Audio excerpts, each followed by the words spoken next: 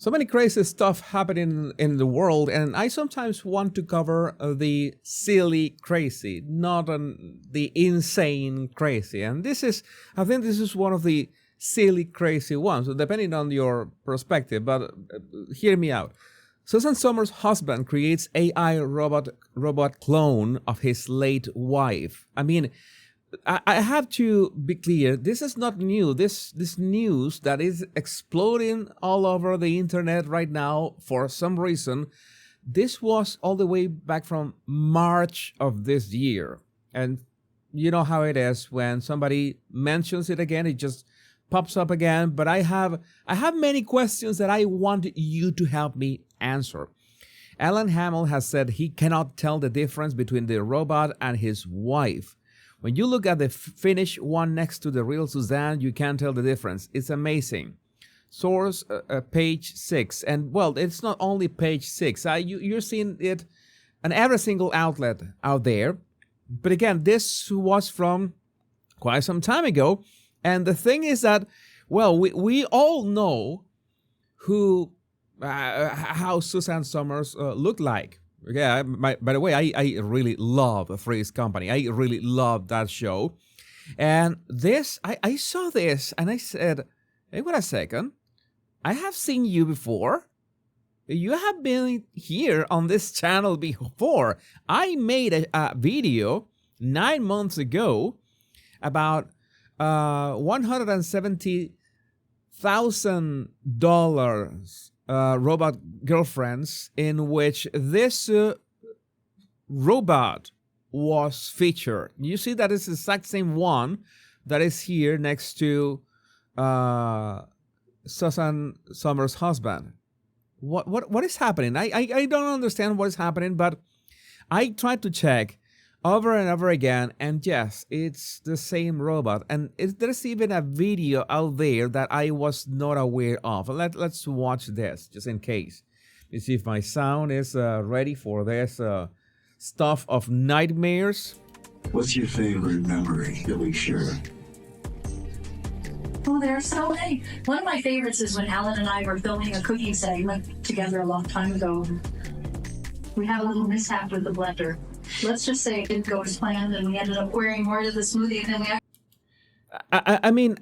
This is peak insanity. I don't know. Well, first of all, yeah, I agree with you. You are already jumping to the comments. I will let you just go directly to the comments, and you will be right. This looks nothing like Suzanne Sommers at all. All right, so we can get that, we can get past that and into the real question of this. If something is it something viable to be able to, I don't know, kind of resurrect somebody with a robot? This is like a iRobot meets Pet Cemetery. But again, I have, you know, I've been a fan of science fiction. And so many examples of this we have seen in movies. I remember the Austin Powers fembots, very convenient and very dangerous at the same time. I remember that, well, the way that they shot those cannons was kinky, not gonna lie, but I wouldn't want to be on the wrong side of those cannons. I remember that movie with Melanie Griffith. Do you remember Cherry 2000? In Spanish, Cherry 2000. Cherry 2000 was, you had this robotic companions that was the whole plot of the movie. That I don't remember that they had to repair one of those models because this millionaire had this obsession with her. I really don't remember much of that plot. I know I watched it at some point. And of course, we remember Daryl Hannah and Blade Runner, that she was a replicant, and obviously she was not the housemaid or kitchen assistant model, but there was the other kind of model that we are talking about. But again, when we're talking about robots, we need to ask questions about this because, yeah, it's something that we're going to arrive at some point when we cross the uncanny valley that robots are doing pretty realistic things. And I'm pretty sure that some people are going to try their best to make them look as human, quote unquote, as possible. And you know that in this channel, I ask, difficult questions, questions that might be uncomfortable. And in this case, I have three main questions about this future that is upon us. And according to, Suzanne Sommers' husband, is right now, we are living through it. I have three questions about this. Number one, most important, can you shack them? I mean, as in, if you're going to have full functionality of the personality, having the memories and the stuff, there's something that we need to ask that question. Number two, which is also important, can they make you a sandwich? The ability to know about the ingredients, the order, how many lines of ketchup, and, etc. And the third question, which is critical as well, is, can you shack them? Oh, no, wait, that I already made that question. So it's in fact, it's only two questions. It's basically two questions. We have that.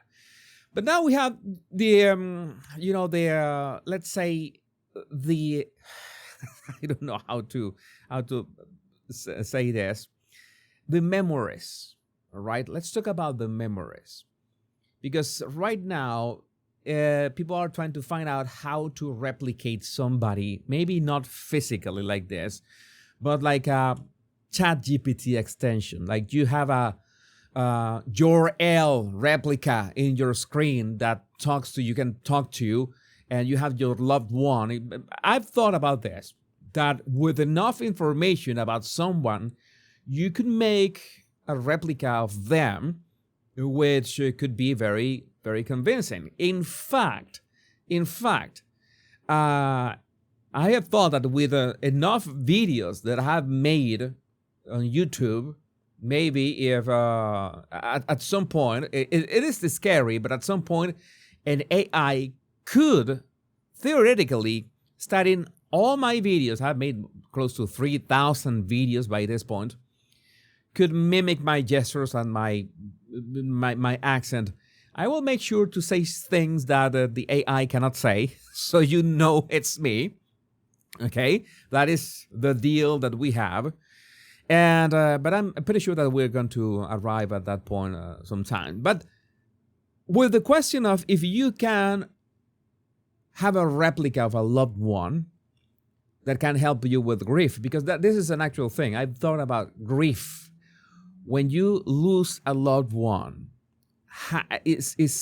could this be a way to help you deal with grief? Could this be a way to, I don't know, ease in the fact that they are not around you anymore, having a replica of your loved one in a screen? And I remember that this was this Robin Williams film. I don't know if you watch it. It was not that much successful. It was a great plot. It was a great concept, It was a great concept of a movie, but the movie was not that good. The final cut, in which basically, since the moment that you were born, it's like you were wearing a ChatGPT pendant, or an implant. In fact, it was an implant which recorded everything that you saw, what you said, what you heard, everything along your whole life. So you had essentially a recording of everything that went through your mind through your whole life, and then at the end of your life you could have an an editor to cut some kind of memorial, some kind of video based on your life and your actual memories. The concept was very, very interesting, but again, that is something that we don't have right now, and we will not have in the near future. And who is going to agree to that breach of privacy, especially since you're a kid. Let's say that you get that implant since you're 21 years old. You're going to have everything about your life, everything that you see, everything that you live, everything that you go through, like given to a private company, so your loved ones can have a replica, an exact replica of you if you die? Because that would be the only way, because it's like my loved ones, the people who know me personally, they know the Jesus who is not in front of the cameras. You, my lovely body language buddies, we share so many moments, but yeah, there are many things of my personality, obviously, that I keep in private, right? So even if there was this humongous amount of information about me or videos about me, and you could make a replica that could make a replica maybe of the body language guy, you could make a replica of the body language guy, but you could not make an actual replica of Jesus Enrique Rosas. There's a difference with that. And that's what I find terrifying with this kind of headlines, which right now are laughable. Right now, there are so many inconsistencies with this. But again, at the speed of the technology that we're talking about, this could be a reality in less than 10 years. But what is the replica going to say? What are the feelings? What are the memories? How can you give the replica the actual memories of somebody who passed away? Even if the only way would have something that records them all day long. And I'm pretty sure that's coming. But I would like to know, what do you think about this in the comments? My name is Jesus Enrique Rosas, in the flesh. Much love and bliss.